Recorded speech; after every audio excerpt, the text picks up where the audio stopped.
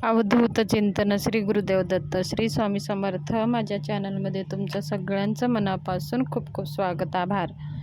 चला तर मग आज आपला विषय आहे दुर्गा सप्तशतीचं पाठ कसे करावे। नवरात्रीमध्ये आपण दुर्गा सप्तशतीचे पाठ कसे करावे, नियम, अटी आणि ह्या पाठाने आपल्याला कोणकोणते फायदे होणार आहेत, तर हे सगळं आजच्या व्हिडिओमध्ये आपण जाणून घेणार आहोत। व्हिडिओ स्किप करू नका, पूर्ण पहा। नवीन आला असाल तर एकदा चॅनलला सबस्क्राईब करून लाईक करा, म्हणजे मी अशीच नवरात्रीविषयी जे नवीन नवीन माहिती तुमच्यासाठी घेऊन येत जाईल ते सगळ्यांच्या अगोदर तुमच्यापर्यंत नोटिफिकेशन येईल। चला तर मग 2024 नवरात्रीमध्ये आपल्याला आपल्या कुलदेवीची सेवा करायची आहे। आपल्या कुलदेवीची सेवा करण्यासाठी दुर्गा सप्तशतीचं पाठ हे उच्च कोटीची सेवा आहे। आई भगवतीला प्रसन्न करण्यासाठी, आपल्या कुलदेवीची कृपा आशीर्वाद प्राप्त करण्यासाठी दुर्गा सप्तशतीचे मनाभावाने नियमाने जर पाठन केले तर आई भगवतीची कृपा आशीर्वाद आपल्यावर राहतेच। दुर्गा सप्तशती पाठ करण्याचे काही नियम आहेत आणि काही अटी आहेत। हा असा स्तोत्र आहे की त्याच्या प्रत्येक मंत्रामध्ये प्रभावी परिणाम देणारा आहे। सप्तशतीचा हा पाठ कल्याणकारी कवचासारखा आहे। आपल्याला एक संरक्षण कवचासारखा आपलं एक कवच आपल्यासोबत बनून जातं हे दुर्गा सप्तशतीचं पाठामुळे। नवरात्रीच्या शुभ दिवसामध्ये दुर्गा सप्तशतीचे पाठन केल्याने खूप फलदायी आणि हितकारक आणि शुभ असते। दुर्गा सप्तशती हा ग्रंथ आहे ज्यामध्ये महिषासूर नावाच्या राक्षसावर दुर्गा देवीने विजयाचे वर्णन आहेत। दुर्गा सप्तशतीचे पाठाचे फायदे आपण आता जाणून घेणार आहोत। दुर्गा सप्तशतीमध्ये देवीच्या उपासनेसाठी सर्वात मंत्र, स्तोत्र आणि साधना पद्धती सांगितल्या आहेत, परंतु सर्वात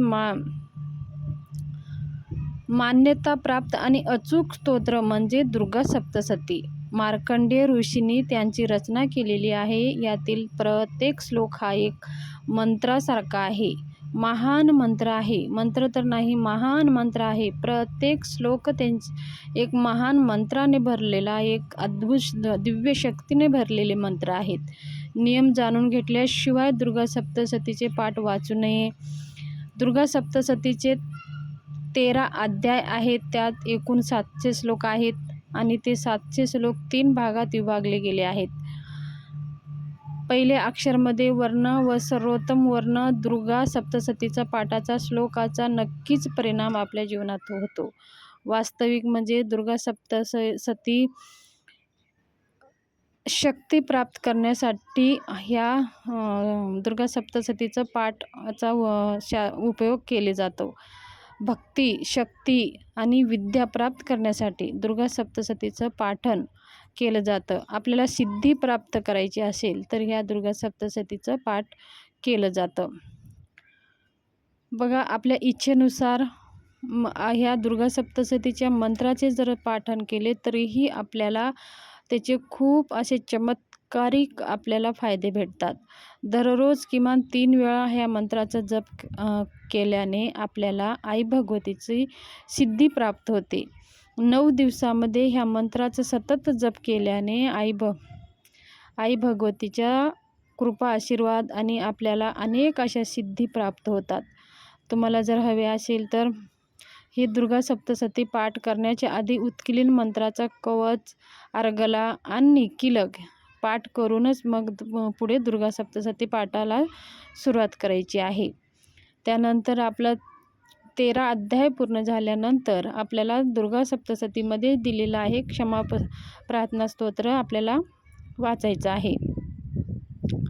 सप्तशतीचं पूर्ण फळ मिळण्यासाठी लाल वस्त्र आणि हातात हिरव्या बांगड्या, कपाळाला कुंकू, बसायला आसन, समोर दुर्गा सप्तशती ठेवायला पाट आणि एक शुद्ध तुपाचा दिवा, अगरबत्तीचं सुगंध अशी एक अगरबत्ती लावून दुर्गा सप्तशतीचे पाठ करण्याचे नियम आहेत।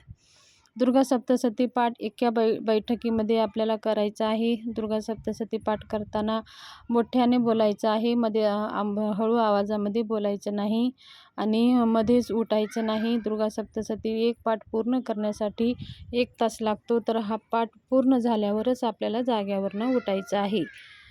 हा दुर्गा सप्तशती पाठ खूप आपल्या प्रत्येक संकटापासून संरक्षण करणारा आहे, आपल्या जीवनामध्ये मंगलकारक करणारा आहे. तसेच ही आपलं सौभाग्य अखंड टिकवणारा हा दुर्गा सप्तशती पाठ आहे. आपलं आरोग्य चांगलं राहण्यासाठी, आपल्या घराच्या मुलाबाळामध्ये जे काही अडचणी येतात त्या प्रत्येक संकटापासून मुक्ती मिळण्यासाठी हा दुर्गा सप्तशती पाठ आहे. जर ह्या दुर्गा सप्तशती पाठामधलाच हा एक मंत्र आहे. जर ह्या मंत्राचं आपण रोज सकाळ, संध्याकाळ आणि दुपारी 3 टाईममध्ये नवरात्रीमध्ये ह्या मंत्राचं जर आपण पाठ केल्याने आपल्याला सर्व सिद्धी प्राप्त होतात. तो मंगलकारी मंत्र आहे. सर्व मंगल मांगल्ये शिवे सर्वार्थ साधिके शरण्ये त्र्यंबके गौरी नारायणे नमस्तुते. हा दुर्गा सप्तशती पाठामधलाच हा एक मंत्र आहे. आपल्याला सगळ्या सिद्धी प्राप्त करून देणारा हा मंत्र आहे. हा मंत्र आपल्याला दररोज 108 वेळेस आपल्याला म्हणायचा आहे. आपल्या प्रत्येक विघ्नाचा नाश करण्यासाठी ह्या दुर्गा सप्तशतीमधलाच हा अजून एक मंत्र आहे. आपल्यावर खूप संकटे, विघ्ने येत असेल तर ह्या मंत्राचं पण तुम्ही दररोज सकाळ संध्याकाळ पाठ करू शकता. सर्व बाधा प्रशमनं त्रैलोक्येशखिलेश्वरी एवमेव त्वं कार्यमद्वारे विनाशनम्. धनप्राप्तीसाठी हा मंत्र आहे. सर्व बाधा विनिर्मुक्तते धन धान्य सुता विंतता मनुष्य प्रसादने भविष्यती न संशय. हा धनप्राप्तीसाठी दुर्गा सप्तशतीमधलाच हा मंत्र आहे. तुम्ही दुर्गा सप्तशती वाचला असाल तर हे मंत्र सगळं त्याच्यामध्ये दिलेले आहेत. ह्या मंत्राचं ह्या नवरात्रीमध्ये आपल्याला सिद्ध करायचं आहे आणि ह्या मंत्राची सिद्धी प्राप्त आपल्याला करून घ्यायचं आहे. आई भगवती आपल्याला जे मागल ते आपल्याला देणार आहे.